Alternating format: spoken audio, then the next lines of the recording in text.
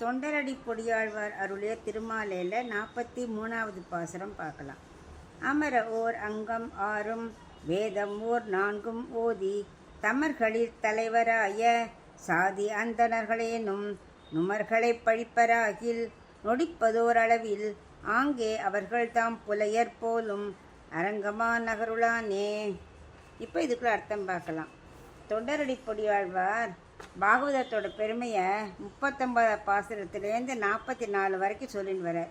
அதில் இப்போ நம்ம 43வது பாசுரத்தோட அர்த்தத்தை பார்க்க போகிறோம்.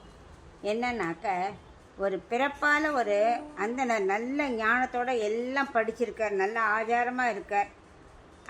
அதே மாதிரி இன்னொருத்த அந்தனர் இல்லை, ஆனால் பிறப்பால் அந்தனர் இல்லை, ஆனால் அவரும் நல்ல ஆச்சார அனுஷ்டானத்தோட ஞானத்தோடு இருக்காருன்னு வச்சுப்போமே. 2 பேர் பெருமாள் அருளால் அந்த அந்தனராக இல்லாவிட்டாலும் அவர் ஞானம் யார் கொடுக்குறார் தெரியுமா? பகவானே தன்னோட அருளால் கொடுத்துட்றாராம். அதுக்கு உதாரணம் தான் விதுரர், திருப்பாணாழ்வார். அவளும் அந்தனர்களாக பிறக்கலை, ஆனால் அவ்வளவு பக்தி ஞானம் எல்லாம் அவள்கிட்ட நிறையா இருந்தது இல்லையா? அது எப்படி கிடைச்சது? பகவானோட அருளால்.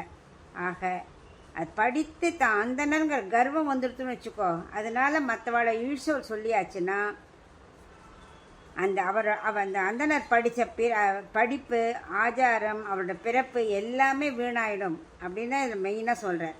அதாவது 4 வேதங்களும் 6 அங்கங்களையும் முழுவதுமாக அறிந்த அந்தனர் அத்தியனம் நன்றாக செய்திருந்தாலும் பெருமாளோட அடியார்களை நீ என்ன ஜாதி என்று ஏதாவது இழிவாக பேசிவிட்டால் அந்த நொடியே, இதுக்காக அடுத்த பிறவியோ அப்புறம்லாம் கிடையாது, அந்த நொடியே அந்தனராக பிறந்திருந்தாலும் தாழ்ந்த ஜாதியாகவே ஆகிவிடுகிறான். அவன் நடத்தையால் எப்படி ஆயிடுறான்?